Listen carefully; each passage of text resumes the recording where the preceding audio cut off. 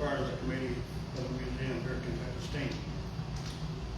This first slide is the oldest document that we have, dated 1874. And the guy that put a flyer out, it's actually just a flyer printed by the Richmond Register in 1874. And he was promoting the railroad to come to Esther County because of all the resources we have here: coal, timber, oil, iron. There was a plan done earlier in 1868, I think, but it never got off the ground. The charter was applied for, but it never went anywhere.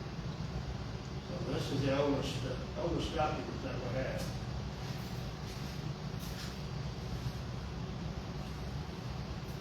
The first railroad that was actually going to come to Irving was the Richmond, Memphisville, Irving, and Bettyville, better known as the Ravenna.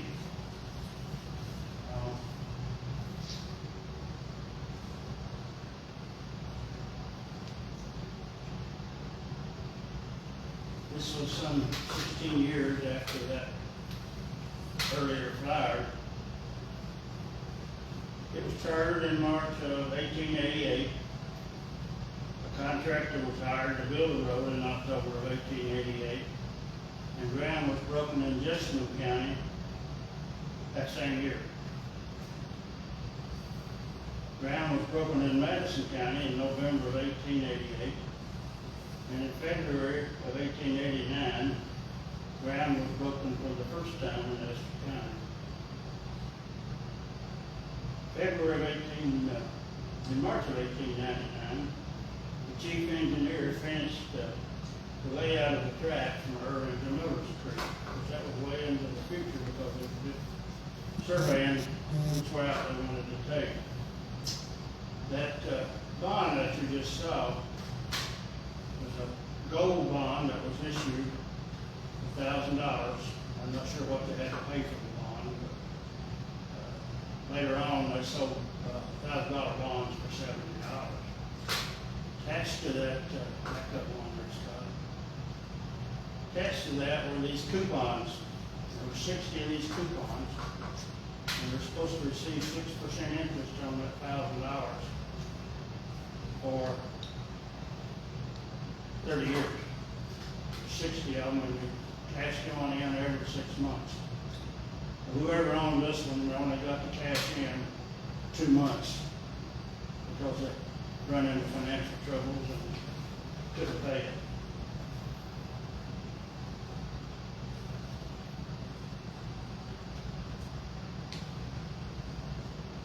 Although they went by the name of the Ravenna, they were guaranteed by the Louisville, New Albany, and Chicago Railway Company through the Central Trust Bank of New York. Said interest was to be paid at 6% with payments made semi-annually. If they held on to them and they had got the cash out of them, they got $1,800 out of it. And no matter how many bonds they sold, apparently they weren't enough. As early as January 1890, the Ravenna was in financial trouble. The road from Versailles to Richmond was completed in September 1890, and the first train run from Versailles to Richmond in October of 1890. These are some newspaper articles from Jessamine papers and Madison County papers, Richmond papers, and so forth, outlining what was going on at that time. I don't know whether you can see or read them or not, but it was news.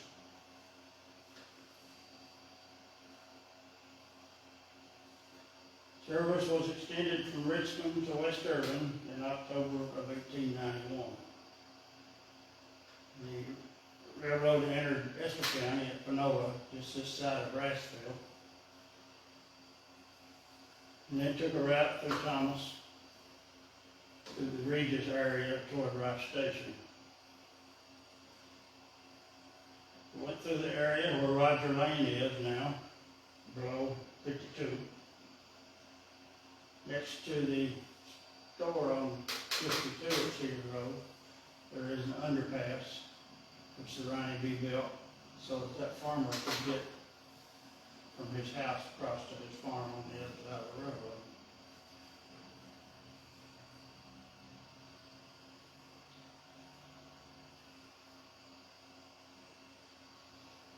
Track followed from Cedar Grove, where the current 52 passes over Stacy Lane toward West Urban. The track crossed where the Gross family has a trailer set now, and went in behind the current West Urban Elementary School. There was a large lumber company in West Urban, and the railroad stopped there for a while before it crossed the road. The remainder of the old railroad bed are still there. If you go down toward West Urban School, to the left, you'll see a gravel road that runs to the left around the curve. That's part of the old railroad bed.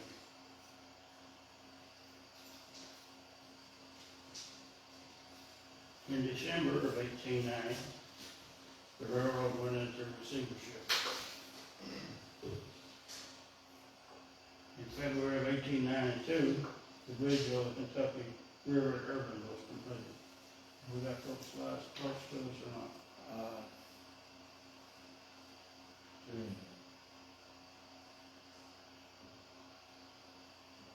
was towards the end. Mm-hmm. Towards the end where when they disrupted it. Okay.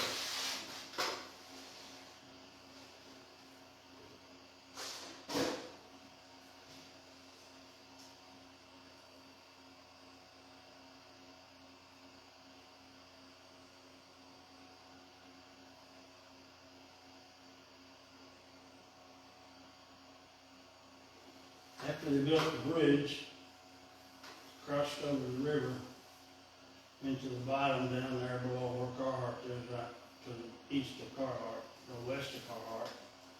There's a view of it. That's the lumber company up on the hill.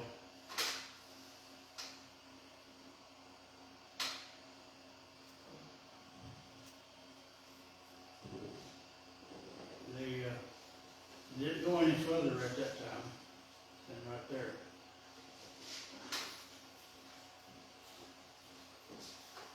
They built a wooden depot out there, at the end of the track. Eventually expanded toward Urban along what's now Covey Road. There's the depot at Rice Station.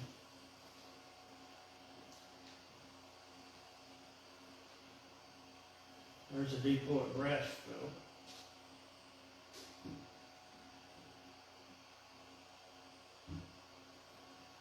That's the elevation of the bridge at West Urban, across the river.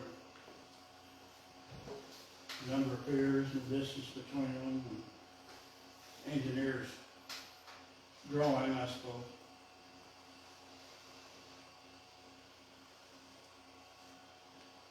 And they got, there's a baggage tag on the Ronnie B. It's in this case over here. I bought that at an auction on Sand Hill 40 years ago, I guess. It was in a box of junk. I had a railroad friend who would give me $500 for that tomorrow.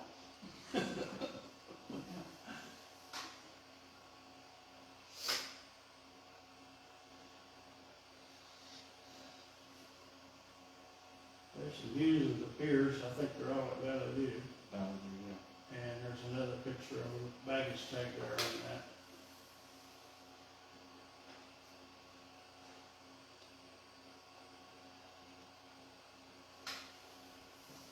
There's a picture of the railroad at Regis, off of Regis Road. As you go to the soccer field, turn on Pea Ridge Road, and that straight stretch as you go to the next curve, that's part of the old railroad bed. They had a trestle there, and then they had a tunnel there, and abandoned it all.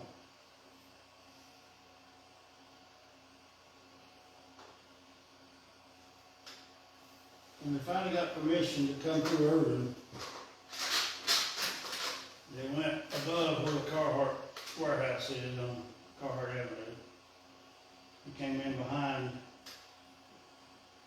where the central office building is now. And then across into where, behind the Riverview Hotel. That was the end of the railroad, up behind the Riverview Hotel for a long time. They, eventually built a trestle from there across to the old pipe. Of course, the old pipe wasn't here then, but there was a big lumber company down there where the urban water plant is.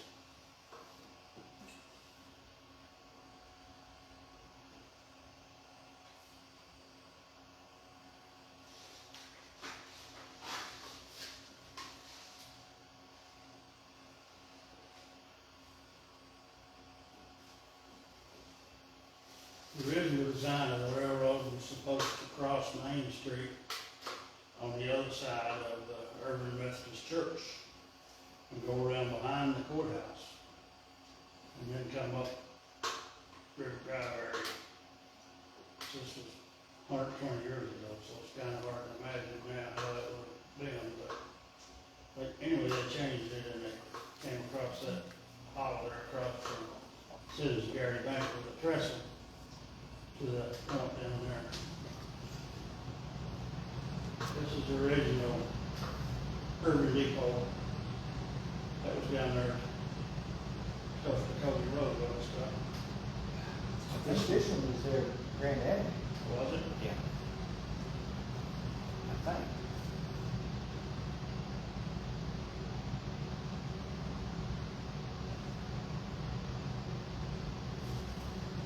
This is a promotion for Estill Springs. Advertisement on Golden Atlantic timetable. This is the successor of the Ryan B. Yeah, we haven't got to that yet, but it's pretty close. Like I said, they were having financial difficulties. And in 1894, an auction was scheduled to sell the assets to the Ryan B. In 1899, the Louisville and Atlantic Railroad was chartered with the express intent to take over the Ronnie B's assets. In August of 1899, the assets of the Ronnie B were transferred to the Louisville and Atlantic Railroad. In July of 1900, the Baileyville and Cumberland Gap Railroad merged with the L&A. In October of 1900, the rail was extended from the Riverview Hotel to Macon Corp Company, the urban water plant now located. And in March of 1901, the rails were extended to Miller Street. In July of 1901, the directors of the Road of Atlantic had a contract for completion of the road to Baileyville. The work was to be completed by December 1st and run along the Kentucky River and open up a whole new territory of coal and timber assets. $1 million with 5% bonds were sold in New York to ensure the completion of the road. This picture has both the L&A and the L&N. Is that the right one? Yeah. That's the L&A, right? Yeah. See how close it is to that house down there beside Into Court Street? Curry's Auto Parts? It's almost up to the house. They lowered it later when the L&N just built the line from Winchester to Urban.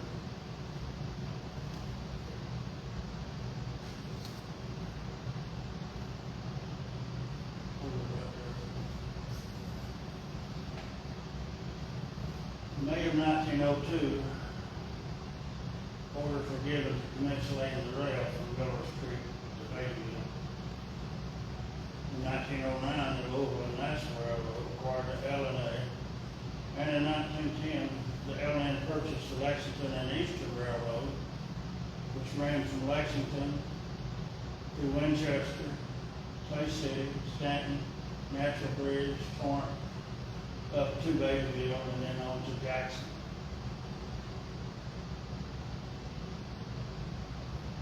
merger of the two, those two lines was the beginning of the Eastern Kentucky Division of the Northern National Railroad.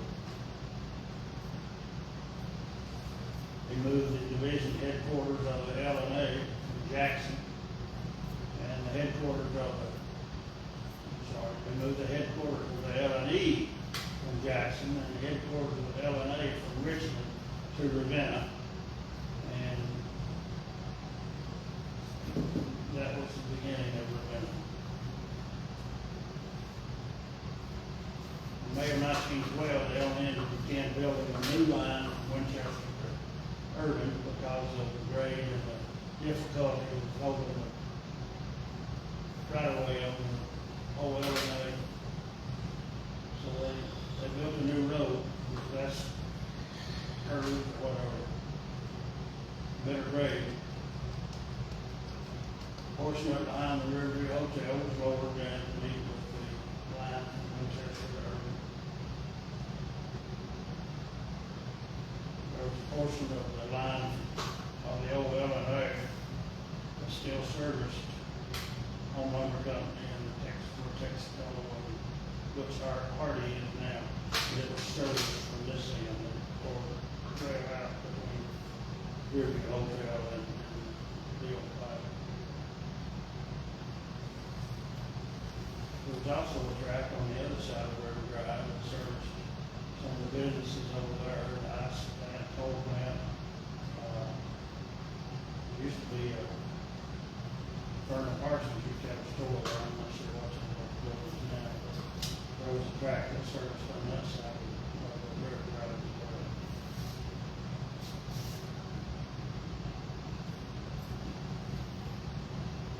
The line between Ravenna and Winchester was built between 1913 and 1915, and Ravenna Yards was constructed, and began building the city over down, which you heard Jerry Rose talk about down there. The railroad formerly known as the Ronnie B. of the L&A made its last run as number 22 between Ravenna and Frankfort on September 30th, 1932. The track from Irving to Frankfort abandoned except for the track between Irving and West Irving. That track was kept in place to service the Mowbray and Robinson Lumber Company. The lumber company was there until 1941. The bridge remained until November 7th, 1942. That's where we are right now. That is an Army unit out of Fort Knox getting ready to demolish the bridge. There it goes. This was done to salvage the scrap metal for the World War II effort. The bridge added 186 tons of scrap metal to the World War II effort. Flip on through there, let's stop with me. Say something about something else.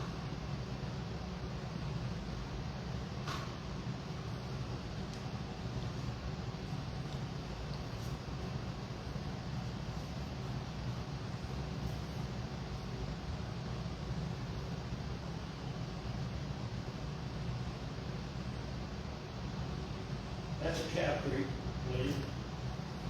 Building the bridge across Cow Creek, right here at the end of the yards.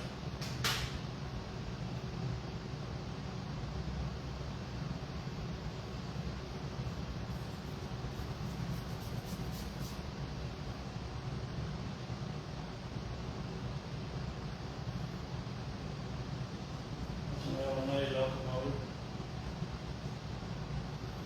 Back that up where I got started.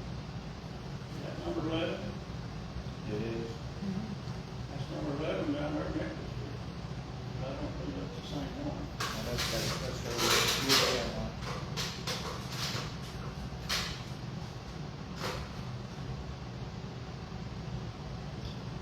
You can tell them what that is. That is Thomas Road, and that is Bill Roadbed. Turn off Reach Road into Thomas, that's the old roadbed. And you can see how flat, gentle curves.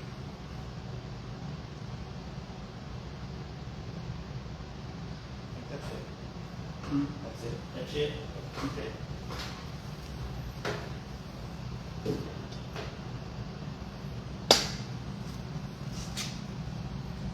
So just a few questions. Did you work for the railroad?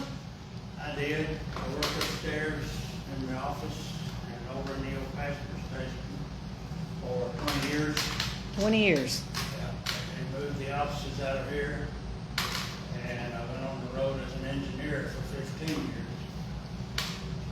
35 years on the railroad. Retired in 2009. Wow. So did you enjoy working there? Did what? Did you enjoy working with them? I enjoyed it after I got out on the road and didn't have somebody looking over my shoulder. No, it was an experience. There were times that I would have quit if something had showed up, but I'm glad I didn't. Retirement's great. I'm glad I stuck with it. So now what are you doing here with the, I just work here at the museum on occasion, open on Saturdays, and try to keep stuff in order, yeah. take donations in, catalog them, put them out. You volunteer or you? Oh, it's volunteer. Volunteer? Everything about Kentucky Steam is volunteer. Okay. Yeah, everything's volunteer. There is a business called Next Gen that works at the shops up there that's rebuilding steam engines for Kentucky Railway Museum and stuff, but it's not. They're paid by Next Gen, they're not paid by Kentucky Steam. So what's the hours of the museum? On Saturdays right now from 10 to 4. 10 to 4? So if they want to plan something like a family activity or something like that, can they do that? Depends on what it is. If there's someone that wants to come at some other time, other than on that Saturday, if they're from out of town or whatever, they can contact me on our website. The phone number's on there. Okay. And we usually try to accommodate anybody who wants to come to look. So it's not restricted to just Saturdays? No, that's the only time we just, Right. we're absolutely open those hours. Yeah. But we had a couple here, two couples here last Monday from Illinois, so, Oh, wow. yeah. We try to accommodate everybody that we can. Do you have any last minute comments or anything? No, I just wish more people would come see us. We really got something here that not everywhere.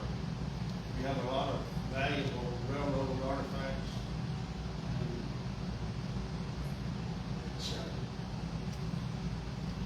it's enjoyable to have people come in and see the stuff and comment on it, and answer their questions. But Scott and I are here every Saturday from 10 to 4. Okay. And what's the address for those that might be traveling?